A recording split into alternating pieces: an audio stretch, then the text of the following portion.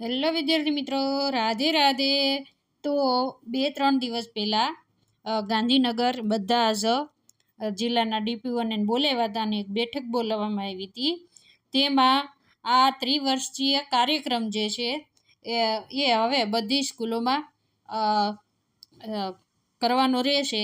એનો આ એક આપણી પાસે પીડીએફ છે. તો આ શા માટે ઉપયોગી છે અને શું કામ તમને હું આ અત્યારે વિડીયોમાં બતાવી રહી છું, તો બધી જ આપણે ચર્ચા કરીશું. તો મિત્રો ટેટ 1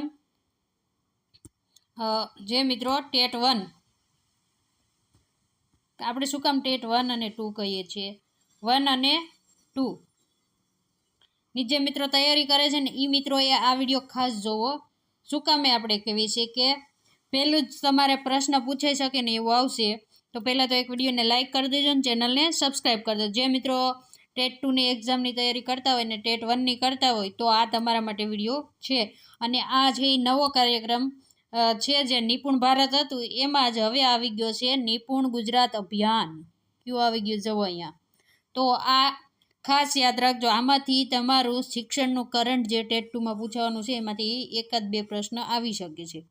બરાબર. પહેલાં તો નવું આ અભિયાન છે એનું નામ શું છે, તો કે નિપુણ ગુજરાત અભિયાન. બરાબર.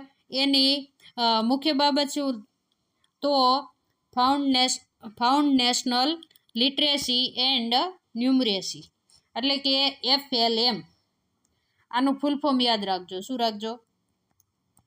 ફૂલ ફોર્મ યાદ રાખજો. શું કામ એ પરીક્ષામાં પૂછાઈ શકે છે. FLN, ફાઉન્ડેશનલ લિટરેસી એન્ડ ન્યુમરેસી, પાયાની સાક્ષરતા અને સંખ્યા જ્ઞાન. જો આમાંથી આ 2 પ્રશ્ન જેવું થઈ ગયું તમારું. બરાબર. આ પત્ર છે એની તારીખને એવું તમારે યાદ નથી રાખવાનું. હમણાં જ આ ગાંધીનગર સચિવાલયથી થયેલો છે 8/7/2026 અને આજે આપણે વિડીયો બનાવી રહ્યા છીએ ત્યારે છે 13/7/2026. હવે આમાં કયા લક્ષ્યાંકો છે, કેટલા વર્ષીય આ યોજના છે, બધું જ આપણે આના આધારે જોશું. એટલા માટે કે જ્યારે તમારે પરીક્ષા દો અને કોઈ ભૂલ પડે તો આને પ્રૂફ તરીકે તમે આપી શકો વાંધા અરજીમાં પણ. એટલે આમાંથી તમારો 1-2 પ્રશ્ન આવવાની પૂરી શક્યતા છે.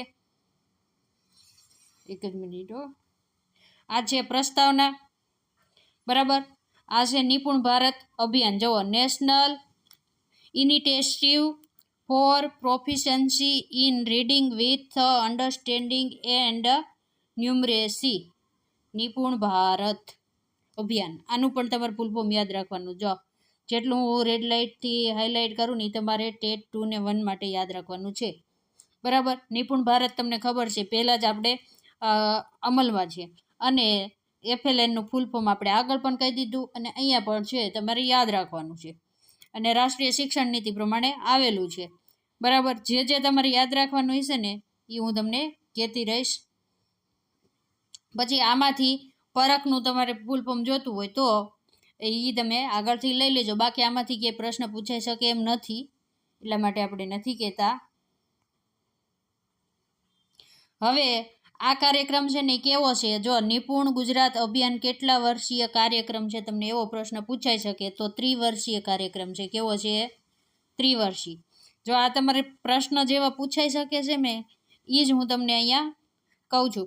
અને આ કાર્યક્રમ કયા વર્ષથી કયા વર્ષ સુધી ચાલવાનો છે, તો કે 3 વર્ષ, 2026, 27, 28, 29. બરાબર. 29 સુધી ચાલવાનો છે. એનો જે આપણે આગળ જોશું. અને આ કાર્યક્રમ છે એ કોને કોને લાગુ પડશે, એટલે કે નિપુણ ગુજરાત અભિયાનમાં કયા ધોરણનો સમાવેશ થાય છે, તો બાલવાટિકા અને 1 થી 5 ધોરણના તમામ બાળકોનો સમાવેશ થાય છે. કેનો સમાવેશ થાય છે? બાલવાટિકાથી 1 થી 5. બરાબર. તો તમને એવું પણ પૂછી શકે કે નિપુણ ભારતમાં નિપુણ ભારત ગુજરાતમાં કાર્યક્રમનો મુખ્ય ક્ષમતાઓ કઈ છે અથવા તો ઉદ્દેશ્ય શું છે, એવું બધું પૂછી શકે. બરાબર. તો તમે આપણે અહીંયા આપેલું છે ને એ તમે ધ્યાનથી વાંચી પણ લેજો. અને તો ઉદ્દેશ્ય પૂછે તો શું આવશે?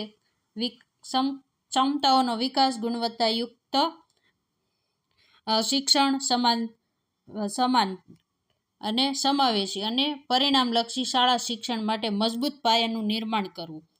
બરાબર. અને પાયાનું નિર્માણ કરી જીવન પર્યંત અધ્યયન માટે જરૂરી મૂળભૂત કૌશલ્યોનો વિકાસ સુનિશ્ચિત કરવાના હેતુથી રાજ્યમાં વર્ષ 2026થી 2029 સુધી નિપુણ ગુજરાત અભિયાન અમલમાં મૂકવામાં આવશે. જો આ પ્રશ્ન આપણે આગળ પણ જોયો અને અત્યારે પણ આવી ગયો કે નિપુણ ગુજરાત અભિયાન કયા વર્ષથી કયા વર્ષ સુધી લાગુ પડશે, તો 2026, 27થી 28, 29 આવશે. બરાબર. હવે એના ડિટેલમાં તમને અહીંયા ઉદ્દેશ્ય આપી દીધા છે, જે તમારે એકવાર જોઈ લેવાના છે. બરાબર. આ રીતના છે, એ તમે વાંચી લેજો. આપણે બહુ કંઈ કહેતા નથી અને તમને ખાલી વાંચવાનું જ છે, આમાં કંઈ સમજવા જેવું છે નહીં. બરાબર. સતત મૂલ્યાંકન ને કોણ કોણ ભાગ લેશે ને આ બધું એવું જ છે. ટેકનોલોજી મોનિટરિંગ ને આમાંથી પ્રશ્ન પૂછાવાનું ઓછી શક્યતા છે. ને આ બધું આપણે ટેટ 1 ને 2 નું પરીક્ષાનું હોય ને ત્યારે આપણે જોતા જ હોય છે. જે નવું છે ને એ આપણે જોઈએ.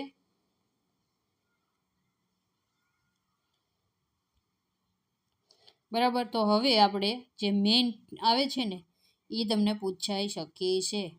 તો નિપુણ ગુજરાત અભિયાનમાં નિપુણતાની સ્થિતિ અને વિધાનોની ટકાવારી, આમાંથી પ્રશ્ન પૂછી શકે છે કે ઉદ્યમન બાળકોની ટકાવારી, વિધાનની ટકાવારી પૂછે તો 0 થી 30 આવી શકે.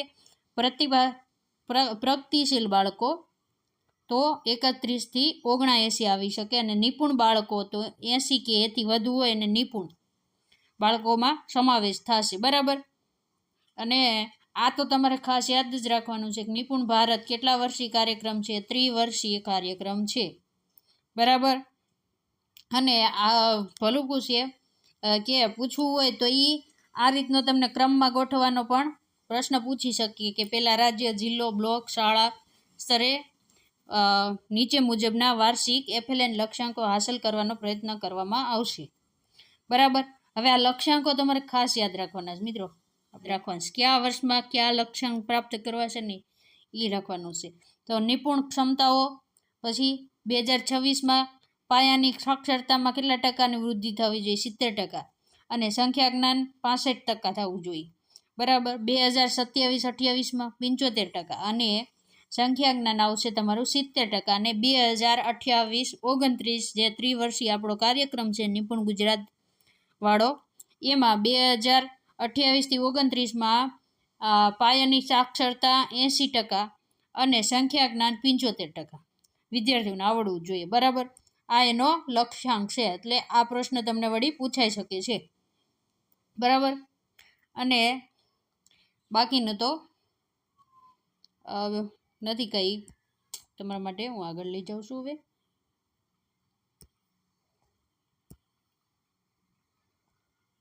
ક્યાં પૂછ્યા હતા? થોડો વિડીયો મિત્રો મોટો થશે પણ ચલાવી લીજો, કારણ આપણે ફોનમાં વિડીયો બનાવીશ એટલે થોડીક તકલીફ રહી છે. નિપુણ ગુજરાત અભિયાનનું સંસ્થાકીય ગવર્નન્સ અને અમલીકરણનું માળખું. બરાબર. આયોજન, માર્ગદર્શન, સંકલન, મોનિટરિંગ આ બધું જ લગભગ પૂછાઈ શકે એમ નથી. બ ક વાળું હોય એટલે ના પૂછાઈ શકે.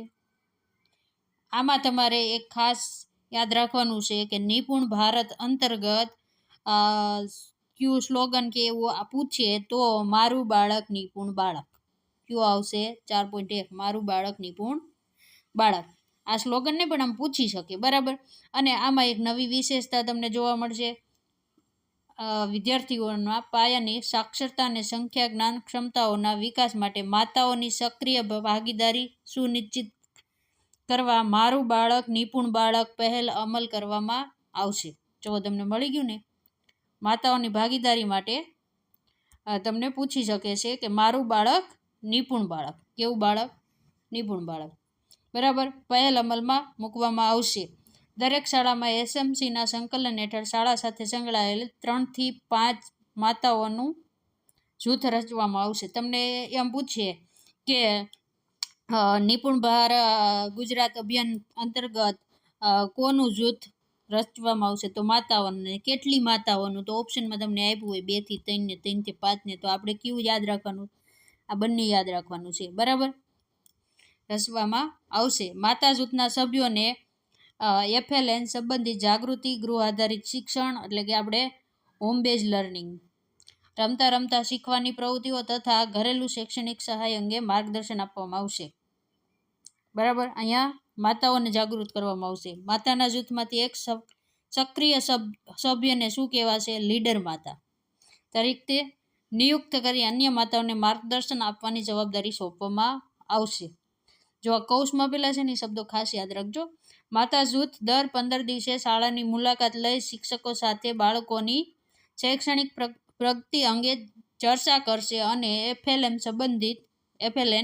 સંબંધિત શૈક્ષણિક પ્રવૃત્તિઓમાં સહભાગી થશે. ટૂંકમાં અહીંયા ગૃહિણીઓને એના બાળકોનું અને બધું જ્ઞાન દેવામાં આવશે. મુલાકાતી ગોઠવવામાં આવશે દર 15 દિવસે, બરાબર. હવે લીડર માતા પોતાના વિસ્તારની અન્ય માતાઓ સુધી FLN સંદેશો, શૈક્ષણિક સામગ્રી અને ઘર આધારિત પ્રવૃત્તિઓ પહોંચાડશે તેમજ અનુભવ વિનિમય દ્વારા તેમની સક્રિય ભાગીદારીને પ્રોત્સાહન આપશે. મિત્રો, તમારું આના વિશે શું કહેવું છે? કોઈ પ્રાથમિક શાળામાં પોતાનો વિદ્યાર્થી ભણતો હોય એની માતા લીડર માતા બને તો આ બધી કામગીરી કરશે કે નહીં કરે? સરકારે આપી તો દીધું છે, બરાબર, પરિપત્રમાં કે એક માતા જેને લીડર માતા કહેવાય છે ને એ બધું કરશે, પણ મને તો એવું લાગતું નથી કે આ સક્સેસ થાય. શું કામે ન થાય? એક ગૃહિણી છે જેનું બાળક પ્રાથમિક શાળામાં ભણે છે, એને તમે લીડર માતા બનાવી દો તો વાંધો નહીં, પણ એ બીજાને જાગૃત કરવા શૈક્ષણિક સામગ્રીની એ બધાનો ઉપયોગ કરી અને સક્રિય ભાગીદારી માટે પ્રોત્સાહન કરે. વિસ્તારની અન્ય માતાઓને અથવા તો કાર્યક્રમ કરવો પડે, આવું કાર્ય કરવું હોય તો મહિલાઓને જાગૃત કરવા માટેનું, બરાબર. તો એના માટે સિટીની મહિલા હોય તો હજી જ ચાલશે, પણ ગામડાની મહિલા હોય તો ટાઈમ નથી હોતો એની પાસે. એટલે હવે તો સમય જ બતાવશે આ શું થશે. માતા જૂથોની કામગીરીનું સમયાંતરે CRC, BRC તથા જિલ્લા કક્ષાએ મૂલ્યાંકન અને સમીક્ષા કરવામાં આવશે. હવે તમે વિચારો કે ક્લાસરૂમમાં તો શિક્ષકો નથી મિત્રો પૂરા, અને અહીંયા માતાનું જૂથ બનાવીને એનું પણ મૂલ્યાંકનની વાત ચાલી રહી છે. હવે જુઓ, ક્લસ્ટર તથા જિલ્લા કક્ષાએ શ્રેષ્ઠ માતા જૂથ જેવા કાર્યક્રમો દ્વારા ઉત્તમ કામગીરી કરનાર માતા જૂથને પ્રોત્સાહિત કરીને સન્માનિત કરવામાં આવશે, બરાબર. હવે તો કે આના આધારે નિપુણ પખવાડિયું પણ આવશે. પખવાડિયું એટલે પેલા ઘણાને ખબર નહીં હોય, પખવાડિયું એટલે કેટલા દિવસ થાય? એટલે કે 15 દિવસ. પખવાડિયું એટલે 15 દિવસ. કેટલા દિવસ થશે? 15 દિવસને પખવાડિયું કહેવાય અને 7 દિવસને અઠવાડિયું કહેવાય. એટલે ઘણા એમ કે પખવાડિયું એટલે કેટલા દિવસનો કાર્યક્રમ થશે? તો કે 15 દિવસનો. દર વર્ષે રાજ્ય સરકાર દ્વારા નિર્ધારિત સમયગાળા દરમિયાન નિપુણ પખવાડિયાનું આયોજન કરવામાં આવશે. શું કરવામાં આવશે? દર વર્ષે નિપુણ પખવાડિયાનું આયોજન કરવામાં આવશે મિત્રો. તો આ તમારે યાદ રાખવાનું છે. કેટલા દિવસ માટે અથવા તો કેટલા સમય માટે નિપુણ ગુજરાત અભિયાનમાં દર વર્ષે આયોજન કરવામાં આવશે? તો કે પખવાડિયાનું એટલે કે 15 દિવસનું. પખવાડિયા દરમિયાન શાળા અને સમુદાય સહયોગથી વાર્તા, વાંચન, કાવ્યજ્ઞાન, પુસ્તકાલય મુલાકાત, પપેટ શો અને કલા આધારિત પ્રવૃત્તિઓ, કુદરતી વસ્તુઓ દ્વારા પ્રાયોગિક શિક્ષણ તેમજ દેશી રમત અને વાલી બાળક FLN ક્વિઝ જેવી વિવિધ શૈક્ષણિક પ્રવૃત્તિઓનું આયોજન કરવામાં આવશે, બરાબર. આ બધી પ્રવૃત્તિ જો આ પખવાડિયામાં કરવામાં આવશે, બરાબર. એ તમે અહીંયા જનજાગૃતિની બધું તમે વાંચી લેજો. પછી નિપુણ પખવાડિયાને FLN પ્રત્યે જનજાગૃત સમુદાય સહભાગિતાને બાળકોમાં પાયાની સાક્ષરતા અને સંખ્યા જ્ઞાન વિકાસને વેગ આપવા રાજ્યવ્યાપી અભિયાન તરીકે અમલમાં મૂકવામાં આવશે. ને આ અભિયાન છે એ 3 વર્ષ સુધી ચાલશે. કેટલા વર્ષ? 3 વર્ષ સુધી ચાલશે.